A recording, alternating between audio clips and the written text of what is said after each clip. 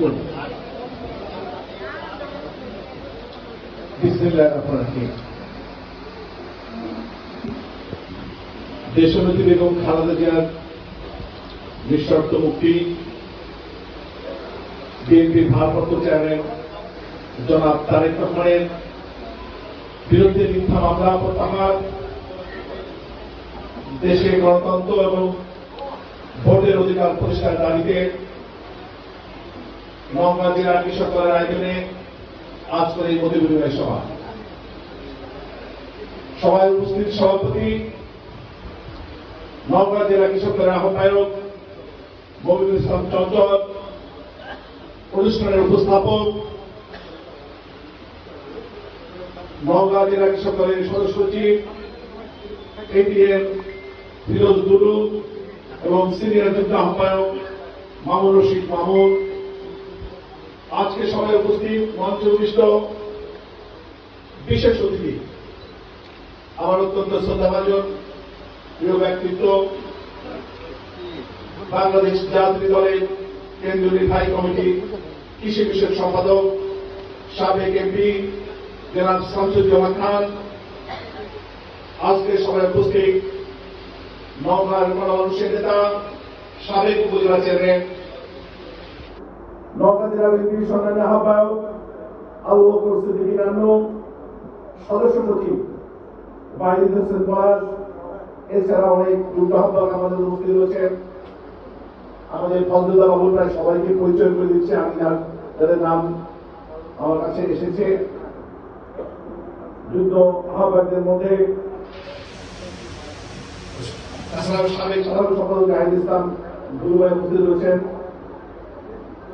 যুদ্ধ আহ্বায়কদের মধ্যে জাহিদ ইসলাম টুকু, রেজাউল ইসলাম রেজু শেখ, মামুনুর রহমান রিপন, শফিউল আজম রানা, আলামী, এছাড়াও আজকে সবাই উপস্থিত নওগাঁর কৃতি সন্তান, যিনি ঢাকাতে কেন্দ্রীয় কৃষক দলের সমস্ত আন্দোলন সংগ্রামে সক্রিয়ভাবে অংশগ্রহণ করে আমাদেরকে সাহায্য সহযোগিতা করে, সকলভাবে কৃষক দলকে আষ্টে পৃষ্ঠে রেখেছে। আমি কয়েকবার এই নওগাঁ শ্রীপুরি বাড়ি এখানে দেখেছি, স্থানীয়ভাবে অত্যন্ত জনপ্রিয়, যিনি শিক্ষা জীবন এবং পরবর্তী চাকরি জীবনে শীর্ষ পদে ছিলেন। শুধুমাত্র এই দল করার কারণে তিনি একটি বড় চাকরি ছেড়ে আপনাদের পাশে রয়েছে, আমাদের পাশে রয়েছে। সেই সংগ্রামী বিপ্লবী নেতা, জাতীয় কৃষক দল কেন্দ্রীয় কমিটি সংগ্রামী যুগ্ম সম্পাদক জনাব ফজলুল্লাহ বাবু, আজকে এই সভার প্রধান বক্তা রাজশাহী বিভাগীয় কৃষক দলের সাংগঠনিক সম্পাদক শফিউল আলম শফি,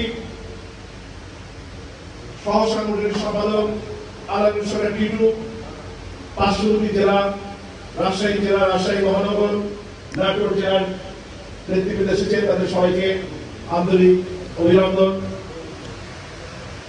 প্রিয় ভাইরা, জাতীয় কৃষক দলের আজকের এই সভা শহীদ জিয়া রহমান 1980 সালে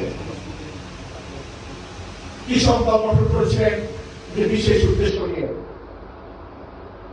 উদ্দেশ্য ছিল এই কৃষক দল যেমন যখন বাংলাদেশের গণতন্ত্র বিপন্ন হবে, বাংলাদেশ স্বাধীনতা বিপন্ন হবে, তখন সেসব আন্দোলনে কৃষক দল সক্রিয় ভূমিকা রাখবে। এছাড়াও বাংলাদেশে যখন যে প্রান্তে কৃষকরা বিপদ আপদে পড়বে, তখন কৃষক দল যেন সেই কৃষকদের পাশে থাকে, সেই উদ্দেশ্যকে সামনে নিয়ে জাতীয় কৃষক দল গঠন করেছেন শহীদ জিয়া রহমান, আমাদের বিএনপি প্রতিষ্ঠাতা চেয়ারম্যান স্বাধীনতার ঘোষক। প্রিয় ভাইরা, এই সব শুরু থেকে ঐতিহ্যবাহী সংগঠন। জিয়া রহমান যখন রাষ্ট্রপতি ছিলেন, তখন এদেশের তখনকার উপরাষ্ট্রপতি এবং বিএনপির সিনিয়র ভাইস চেয়ারম্যান বিচারপতি আব্দুল সত্তারকে তখন এই দলের আহ্বায়ক করিয়েছিলেন। পরবর্তীতে বিভিন্ন সময় কৃষক দলের দায়িত্ব দিয়েছে বাংলাদেশের পতিত দশা বিভিন্ন রাজনীতিবিদ, বিশেষ করে আমাদের বিএনপির সাবেক মহাসচিব জনাব আব্দুল রহমান ভূঁইয়া এই কৃষক দলের সভাপতি ছিলেন। আমাদের বর্তমান বিএনপি মহাসচিব মির্জা ফখরুল ইসলাম আলমগীর এই দলের সভাপতি ছিলেন, আমার আগের সভাপতি ছিলেন উনি। তাছাড়া সাবেক ছাত্রদল বিএনপি বর্তমান ভাইস চেয়ারম্যান জনাব শামসুল দুদু এই দলের সাধারণ সম্পাদক ছিলেন। প্রিয় ভাইরা, আমরা দায়িত্ব পাওয়ার পর থেকে আমি এই কমিটি আগের কমিটির দুদু বাসনের সদস্য ছিলাম। পরবর্তীতে আমার সাথে সাধারণ সম্পাদক হচ্ছেন ছাত্রদলের সাবেক ভারপ্রাপ্ত সভাপতি সুদুল ইসলাম বাবুল। আমরা জাতীয় কৃষক দলকে শক্তিশালী করার লক্ষ্যে প্রতিটি আন্দোলনের সরকার যেন কৃষক দল ভূমিকা রাখতে পারে, এই যে বাংলাদেশের প্রতি প্রান্তে প্রতিটা ইউনিটে জাতীয় কৃষক দলকে শক্তিশালী করার জন্য আমরা কাজ করছি। প্রিয় ভাইরা, আপনারা জেনে খুশি হবে, গত আন্দোলনের সময় বিশেষ করে গত 28 অক্টোবর থেকে 7 জানুয়ারি পর্যন্ত অবৈধ নির্বাচন পর্যন্ত সারা বাংলাদেশের প্রতিটা ইউনিটে জাতীয় কৃষক দল তার সবটুকু সামর্থ্য দিয়ে সাহসিকতা দিয়ে এই আন্দোলনের সংগ্রামে তারা ভূমিকা রেখেছে। বিশেষ করে ঢাকার রাজপথে যত মিছিল মিটিং হয়েছে, বিশেষ করে আমাদের ভাতৃপ্রতি সংগঠন ছাত্রদল, যুবদল, শিষ্যদল তারাও আমাদের সাথে আন্দোলন করেছে। কিন্তু ঢাকার রাজপথে সবচেয়ে বড় বড় মিছিল জাতীয় কৃষক দল করেছে। ঢাকার কেন্দ্রীয় কারাগারে সবচেয়ে বেশি সংখ্যক নেতাকর্মী আটকা পড়েছিল, এই সরকার গ্রেফতার করেছিল জাতীয় কৃষক দলের নেতাকর্মীকে। এই 2-3 মাসের আন্দোলনের সংগ্রামে কুষ্টিয়াতে পুলিশের নির্যাতনে কুষ্টিয়া কৃষক দলের জেলার সদস্য সাকবর হোসেনকে এ সরকার নির্মমভাবে হত্যা করেছে।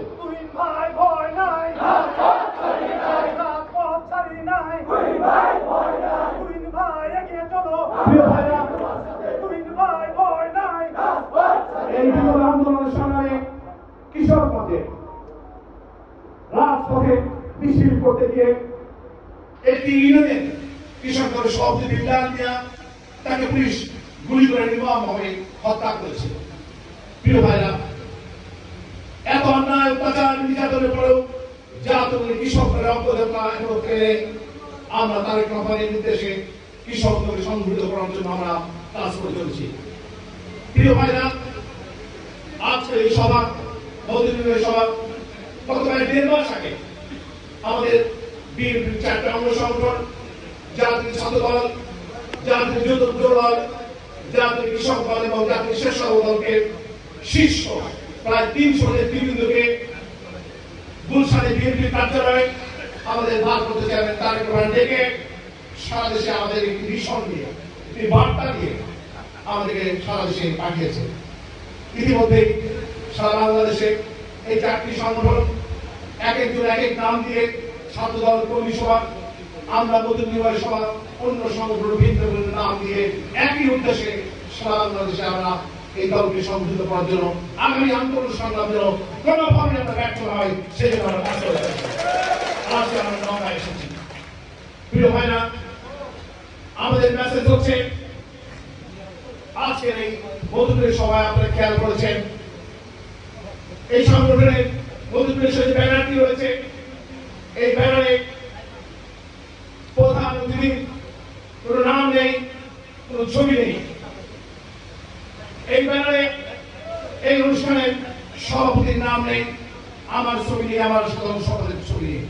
শুধু আমরা নয়, বাকি যে বিএনপি সংগঠন তারাও যে কর্মসূচি করছেন সেই কর্মসূচিতে তাদের নাম নেই, ছবি নেই। উদ্দেশ্য একটি হয় না, আমরা এখন থেকে যদি এই সরকারকে পতন ঘটাতে হয় তাহলে আমরা সারা বাংলাদেশের একটি আমাদের অপকালচার বলে নিয়ম বলে চালু হয়েছে। আমরা যে ভাইয়ের রাজনীতি শুরু করেছি সেই ভাইয়ের রাজনীতি আমরা বের হয়ে আসতে হবে।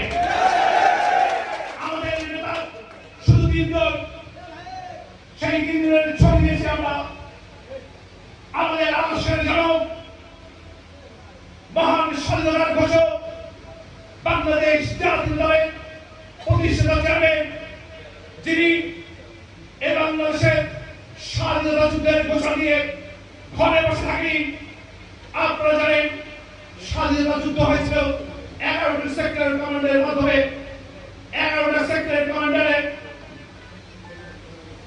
একটি কমান্ডার 11 নম্বর সেক্টরের জেড ফোর্সের অধিনায়ক ছিলেন আমাদের প্রিয় জিয়া রহমান।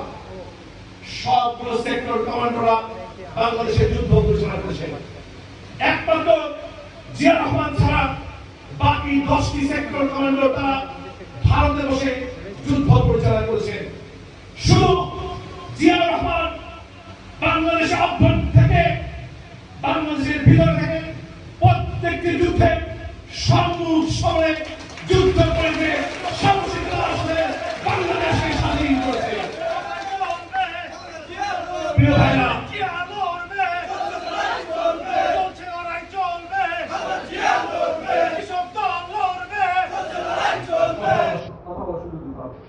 প্রিয় ভাইরা, আজকে যখন এই অবৈধ অনির্বাচিত ক্ষমতায় আপনারা দেখেছেন এমন একটি জাদুঘরী সংগঠন ক্ষমতায়, সেই সংগঠনে কোন রাজাকার প্রবেশ করলে মুক্তিযুদ্ধ হয়ে যায়। আর আমাদের নেতা বাংলাদেশের শ্রেষ্ঠ মুক্তিযোদ্ধা জিয়া রহমান, তাকে তারা বলেন একটা রাজাকার। প্রিয় ভাইরা, আমাদের দল ক্ষমতায় এসে জিয়া রহমান ক্ষমতায় আসতেন 72-75 অপশাসন, 72-75 সেই অপশাসনের কথা বাংলাদেশের মানুষ এখনো ভুলে যায়নি। সেই সময়ের সরকার ক্ষমতায় এসেছিল মানুষের মুখে ভাত তুলে দেবে, সমস্ত মৌলিক অধিকার, অন্ন, বস্ত্র, শিক্ষা, চিকিৎসা তারা নিশ্চিত করবে। এই পরিস্থিতি ক্ষমতায় এসে তারা মানুষের মুখে ভাত তো দিতে পারেনি, কোন দাবি পূরণ করতে পারেনি। 1974 সালে তারা বাংলাদেশে দুর্ভিক্ষ করে দিয়েছিল। আমরা দেখেছি 74 দুর্ভিক্ষে মানুষ না খেতে পেরে লক্ষ লক্ষ মানুষ মারা গিয়েছে। ঢাকার রাজপথে ডাস্টবিনের মধ্যে ক্ষুধার জ্বালায় এক টুকরো নোংরা খাবারের জন্য মানুষ আর কুকুর যুদ্ধ করেছে। এই সরকার মানুষের মুখে, সেই সময় সরকার মানুষের মুখে খাদ্য দিতে পারেনি। প্রিয় ভাইরা, আমাদের প্রিয় নেতা 75-এর পরবর্তী ক্ষমতায় এসে দুর্ভিক্ষে বাংলাদেশ মাত্র 2 বছর বেলায় দুর্ভিক্ষে বাংলাদেশকে তিনি খাদ্যের স্বয়ংসম্পূর্ণ করেছে। মাত্র 3 বছর মাথায় পৃথিবীর মানচিত্রে বাংলাদেশকে প্রথম খাদ্য রপ্তানিকারক দেশ পরিণত করেছেন। এত সফল রাষ্ট্রপতি সরকার প্রধান বাংলাদেশের ইতিহাসে আসে নাই। সেই নেতাকে তারা রাজাকার নামে গালি দেয়। বাংলাদেশে মাত্র কয়েকটি প্রতিষ্ঠানে তার নাম ছিল। জিয়া আন্তর্জাতিক বিমানবন্দর থেকে শুরু করে মাত্র কয়েকটি প্রতিষ্ঠানে তার নাম ছিল। সেই সকল নামকে তারা বাংলাদেশের শ্রেষ্ঠ মুক্তিযোদ্ধা, বাংলাদেশের সবচেয়ে সফল রাষ্ট্রপতি তার নাম দিয়ে উদ্ঘাটন করেছে। প্রিয় ভাইরা, আমরা বলতে চাই কাগজে লিখলাম কাগজ ছিঁড়ে যাবে, পাথরে লিখলাম পাথর হয়ে যাবে, হৃদয়ে লিখলাম সে নাম রয়ে যাবে। আমাদের জিয়া রহমানের নাম বাংলাদেশের হৃদয়ে স্থান করেছে। এসব নাম ক্ষমতায় থাকলেও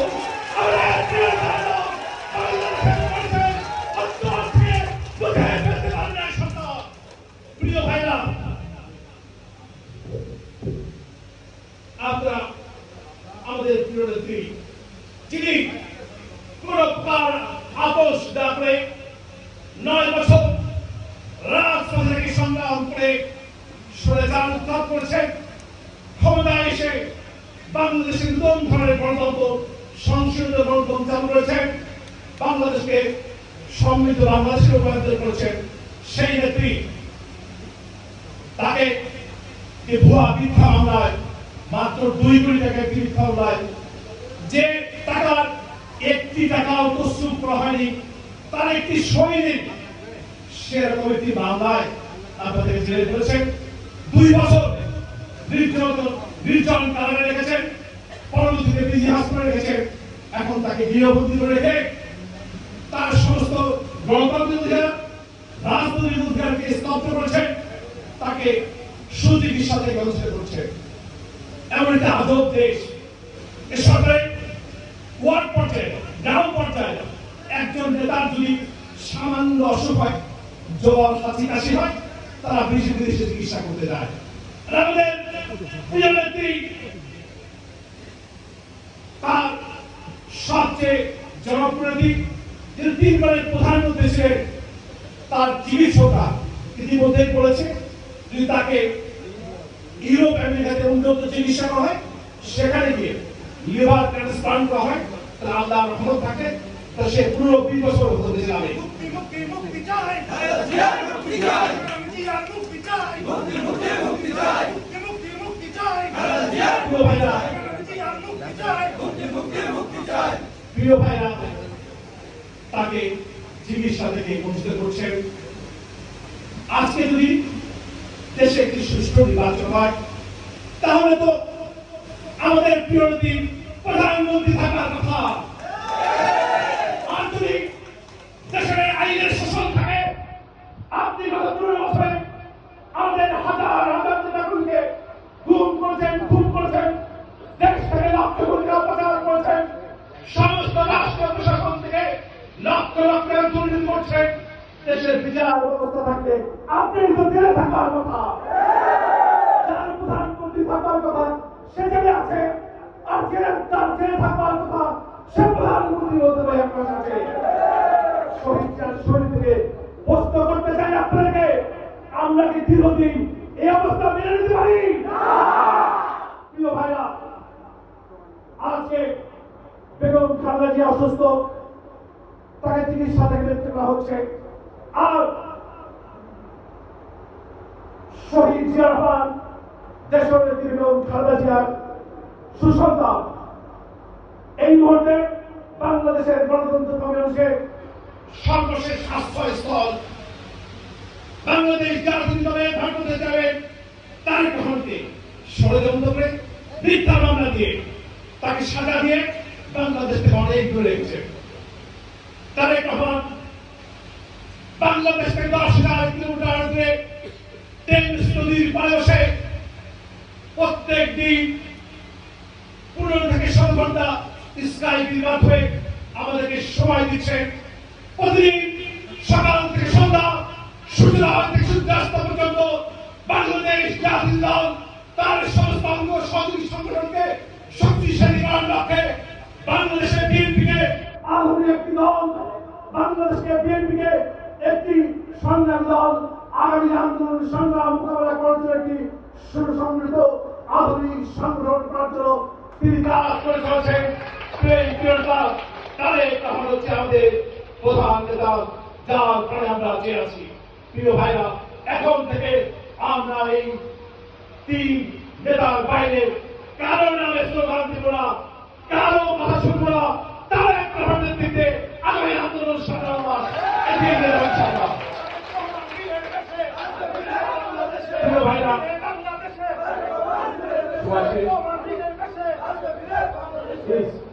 প্রিয় ভাইরা, আমরা যখন এই মধুমিলন সভা করছি, তখন বাংলাদেশের কোন শ্রেণী পেশার মানুষ ভালো নেই, বিশেষ করে কৃষকরা সবচেয়ে খারাপ অবস্থার মধ্যে আছে। এই সরকার ক্ষমতা আসার আগে তারা বলছিল কৃষি উপকরণের দাম কমবে, সার বিনামূল্যে সার দেবে। আপনাকে বলতে চাই, তারা কি বিনামূল্যে সার দিয়েছে? উপরন্ত সারের দাম কয়েক গুণ বৃদ্ধি করেছে। প্রিয় ভাইরা, এই সরকার এমন একটা অবস্থা সৃষ্টি করেছে, কৃষি পেশাকে একটি অলাভজনক পেশায় পরিণত করেছে। বাংলাদেশের কৃষকরা তারই হতাশায় বিভিন্ন প্রান্তে তারা আত্মহত্যা করা শুরু করেছে। ইতিমধ্যে গত 2 বছর আগে শেরপুরে নারিতাবাড়িতে কৃষক তার নিজের জমিতে শেষ পাম্প স্থাপন করতে গেছে। সেখানে স্থানীয় সন্ত্রাসীরা ক্ষমতাসীন নেতাকর্মীদের বাধা দিয়েছে, শেষ পাম্প স্থাপন করতে পারেন। ওই কৃষক রাগে ক্ষোভে মনে দুঃখে দিনের বেলায় নিজের জমিতে ফাঁসির মঞ্চ বানিয়ে আত্মহত্যা করেছে। এই সরকার সেই কৃষকের পাশে থাকেনি। আমরা জাতির কৃষক আমরা সরাসরি সেখানে গিয়ে তাদের সাথে দেখা করেছি, আশ্বস্ত করেছি, আর্থিক সহায়তা দিয়েছি এবং বলেছি যতদিন কৃষক দল থাকবে ততদিন আমরা আপনাদের পাশে থাকবো। আপনাদের পার্শ্ববর্তী এলাকা রাজশাহী, সেখানে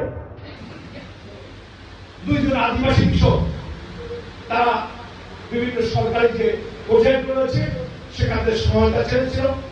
তারা কৃষি উপকরণ স্বল্প মূল্যে চেয়েছিল।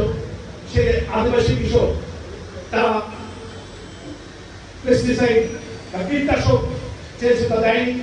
যে কীটনাশক দিয়ে কৃষকরা ফসল উৎপন্ন করবে, পোকামাকড় ধ্বংস করবে, এই দুই কৃষক তারাও হতাশাগ্রস্ত হয়ে তারা কীটনাশক পান করে তারাও আত্মহত্যা করেছে। প্রিয় ভাইরা, এই হচ্ছে আজকে কৃষকদের দুরবস্থা। শুধু কৃষক নয়, বাংলাদেশের কারো জীবনে শান্তি নেই। ছাত্ররা লেখাপড়া শেষ করে তারা চাকরি পায় না। আজকে এখানে ভারতের প্রায় 10 লক্ষ মানুষ বিনা অনুমতি তারা এখানে চাকরি করছে। আমাদের শিক্ষিত হয়ে ভাইরা চাকরি পায় না। আজকে পুলিশ ভাইরা পাশে করে তারা ডিউটি করছেন। তাদের উদ্দেশ্যে বলবো, ভাইরা আমরা জেনেছি, আপনারা শুনেছি, আপনারা আমাদেরকে বলছেন যে আজকে যে দ্রব্যমূল্য ঊর্ধ্বগতি, সেই জন্য আপনারা বাজারে গিয়ে মাছ মাংস কিনে দিতে পারেন না, সবজি কিনতে পারেন না, বাড়ি ভাড়া দিতে পারেন না, আপনাদের সন্তান স্কুলের বেতন দিতে পারেন না। আপনারা তো কষ্ট করে দেশে আইন শৃঙ্খলা রক্ষা করছে, তাদের এই সবের কথা শুনে মাঝে মাঝে আমাদের উপর নির্মম অত্যাচার করছেন। অথচ একদিকে আপনারা জীবন যাপন করছেন তারা স্বচ্ছভাবে, অন্যদিকে আপনাদের পুলিশ প্রধান হাজার হাজার কোটি টাকা দুর্নীতিতে বাংলাদেশ ইতিমধ্যে পাচার করে ফেলেছে। আর হাজার হাজার বিঘা জমিতে রিসোর্ট তৈরি করছে। এই ব্যক্তিরা আমাদের আদরে এনে তার বিশ্রাম করার জন্য গুলশানে 40 কোটি টাকা ব্যয় করে ব্যক্তিরা রেস্ট হাউস বানিয়ে গেছে।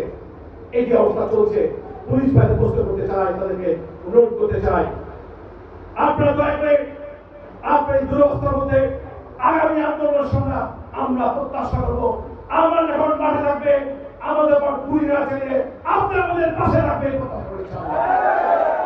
প্রিয় ভাইরা, বক্তব্য শেষ করবো। 7 জানুয়ারি নির্বাচন হয়ে গেছে। আপনারা কি সেই নির্বাচনে অংশগ্রহণ করেছেন? না। ভোট দিতে পেরেছেন? না। ভোট দিতে গেছে? এই সরকারের প্রধানমন্ত্রী, ড্যামি সরকারের প্রধানমন্ত্রী হাজার হাজার কোটি টাকা খরচ করে বাংলাদেশের মানুষের আহ্বান জানিয়েছিল ভোট দিতে যাওয়ার জন্য। তারা আহ্বানের সাড়া দিয়ে বাংলাদেশের 5 ভাগ মানুষ ভোট দিতে যায়। আমাদের প্রিয় নেতা তারেক রহমান বাংলাদেশের মানুষকে আহ্বান করেছেন ভোট বর্জন করার জন্য, ভোট দিতে না যাওয়ার জন্য। তার আহ্বানের সাড়া দিয়ে বাংলাদেশের 95% মানুষ সেদিকে ভোট দিতে যায়। আমরা দেখেছি ভোটাররা ভোট দিতে ছিল না, কুকুর বিড়াল ছাগল ভোট দিতে গেছিল। আর সামান্য কিছু আওয়ামী লীগের গুন্ডা পান্ডা বাহিনী তারা ভোট দিতেছিল। প্রিয় ভাইরা, বাংলাদেশের মানুষ জেগে উঠলে 5 মিনিটের মধ্যে এই পান্ডাটাকে ঠান্ডা করে দিতে পারবে। প্রিয় ভাইরা, সেই জন্য আমাদের প্রস্তুতি গ্রহণ করতে হবে। প্রিয় ভাইরা, আজকে বাংলাদেশ 2 ভাগে বিভক্ত হয়ে গেছে। এক ভাগে সেই 5 ভাগ মানুষ যারা এই সরকারকে সমর্থন দিয়েছে, যারা ভোট কেন্দ্রে গিয়ে এই দাবি সরকার গ্রহণ করেছে। আর একদিকে তারেক রহমানের নেতৃত্বে বেগম খালেদা জিয়ার নির্দেশে দেশের প্রচারক বিভাগ অবস্থান করছে। আমরা দৃঢ়ভাবে বিশ্বাস করি আগামী আন্দোলনের সংগ্রামে যখনই আমাদের প্রিয়তা তারেক রহমান এই সরকারকে উৎখাত করার জন্য আন্দোলনের কর্মসূচি ঘোষণা করবে, এই প্রচারক বিভাগ মানুষ যারা দীর্ঘদিন ধরে দুঃশাসন অতিবাহিত করছে, যারা নির্যাতন নিপীড়নের শিকার হয়ে আজকে অসহ্য হয়ে পড়েছে, তারা এই প্রচারক বিভাগ মানুষ তারেক রহমানকে সাড়া দিয়ে বাংলাদেশের রাজপথে নেমে এসে এই সরকারকে উৎখাত করে। আর এই সরকারের উৎখাত করার পরে বাংলাদেশে একটি জাতীয়তাবাদী সরকার প্রতিষ্ঠা পাবে এবং খালেদা জিয়া তারেক রহমানের নেতৃত্বে, তখন আমরা বাংলাদেশে গুম কোন রাজনীতি করতে দেব না। বাংলাদেশকে একটি মানবিক বাংলাদেশে পরিণত করবো, বাংলাদেশে একটি ন্যায় বিচারে বাংলাদেশ প্রতিষ্ঠা করবো, বাংলাদেশকে স্বাভাবিক বাংলাদেশ প্রতিষ্ঠা করবো। আমরা বাংলাদেশকে শহীদ জিয়ার স্বপ্নের বাংলাদেশ প্রতিষ্ঠা করে বাংলাদেশকে এগিয়ে নিয়ে যাওয়ার ইচ্ছা, সেই আন্দোলন সামনে আপনারা আমাদের সহযোগিতা এই বীর নগরবাসী কৃষক দলের ভাইরা যারা বিভিন্ন ইউনিট থেকে কষ্ট করে এসেছেন, তারাও সেই আন্দোলনের সঙ্গে অংশগ্রহণ করবেন এই প্রত্যাশা ব্যক্ত থেকে সবাইকে আবারও ধন্যবাদ জানিয়ে কৃতজ্ঞতা জানিয়ে আমার পক্ষ থেকে কৃষক দল কেন্দ্রীয় সংসদের পক্ষ থেকে আমার সাধারণ সম্পাদক শহীদ সরকার বাংলাদেশের পক্ষ থেকে আপনাদের ধন্যবাদ জানিয়ে আমার প্রকাশ করছি। বাংলাদেশ জিন্দাবাদ। ধন্যবাদ।